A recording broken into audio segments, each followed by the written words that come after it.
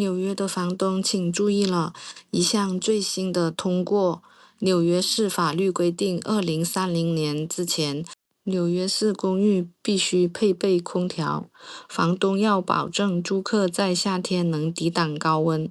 纽约的房东又头疼了，出租要包空调，违规罚钱。2026年1月17日，纽约市议会正式通过了这项由市议员提出的法案，明确将制冷与供暖自来水一样，认定为基本的住房必须条件。1918年，法律要求纽约房东在冬季需保证供暖，但是直到现在才将制冷也纳入了必备的居住条件。目前法案已经生效，但是正式执法要等到2030年6月1日。根据新法规，每年6月15日至9月15日，房东必须提供并维护制冷系统，确保室内的温度不能高于78°C，否则就是犯法。这项立法最早是在2024年7月份提出的，但是纽约当时又经历了一个伴随热浪，并出现更多与高温相关疾病和死亡的夏天。随后，前任市长在法定的30天内既未签署也未否决，该法案自动成为法律。4年的缓冲期是刻意设置的，目的是给房东时间升级老旧的建立系统，并且申请州级公用事业补贴。很多人并不知道，每年大约将近有600名的纽约人死于极端的高温，而且这些人身上最常见的共同点就是家中没有制冷的设备。根据纽约市环境与健康数据平台的数据，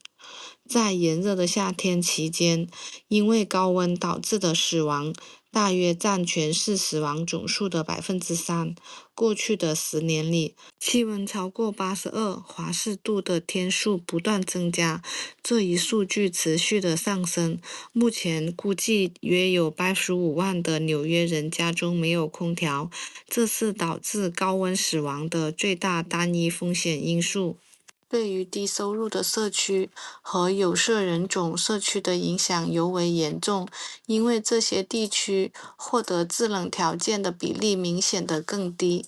2030年起，住房保护与发展局将负责执法，租客可以通过311举报违规的情况。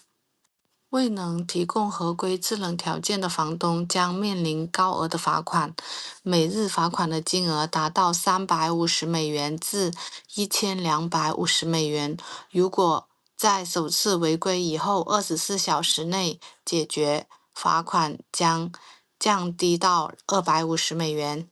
房东需要负责设备本身以及安装的费用，但是日常的用电成本通常是由租客自己承担。在纽约，一台窗式的空调的定价大概是$200至$300。对于租金管制的公寓，房东可能被允许申请永久性的租金上调，以覆盖设备的成本。不过 HPD 必须提前告知租客这些潜在的影响，租客在选择是否接受前有知情权。反对者认为，该强制要求会给小型的房东带来财务的压力，并可能加重城市电网的负担。为此，法律设置了困难豁免这一条款，允许确有经济或者是结构性困难的房东申请延迟的执行。